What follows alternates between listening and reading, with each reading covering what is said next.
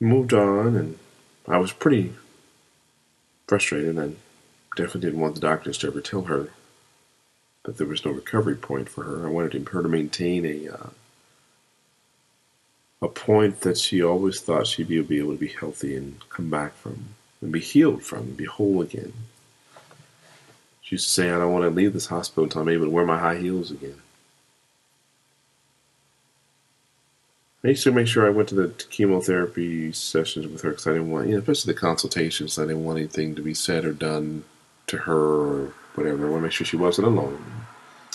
She was starting to see some return in her mobility too from the chemotherapy. It was wonderful. It was definitely a positive thing for her to see. I remember one day I missed a consultation, and the radiation doctor he told her what her other doctor had told me, and I remember that was a point. That point took place after I actually called her Aunt Joyce, her favorite aunt, to come and see her because with the rate of her loss of mobility and with the doctors telling me that, I wasn't really sure how much longer she had. So I wanted to make sure that aunt in particular saw her while she was still able to move around.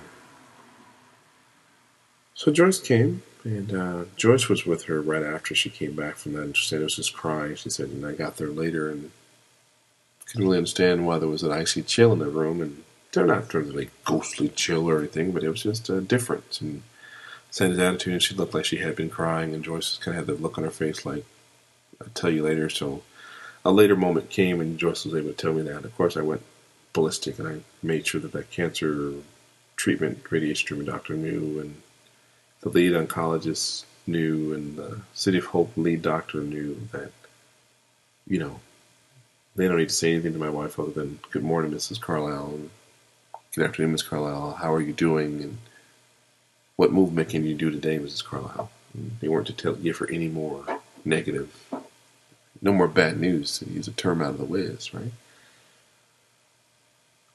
Still trying to get her to Loma Linda. The City of Hope was the Pope.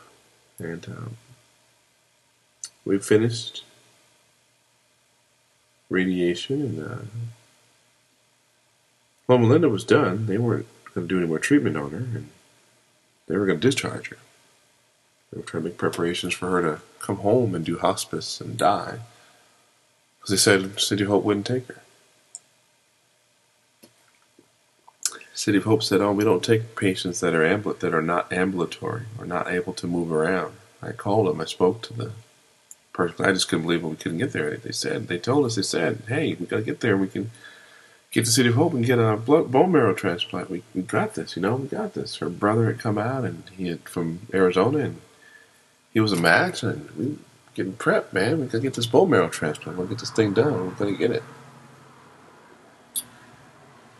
But they said, you can't do a bone marrow transplant until the cancer is under control. Otherwise, it's just reintroducing the cancer cells to the fresh cells, fresh blood cells. That is fresh marrow. That is.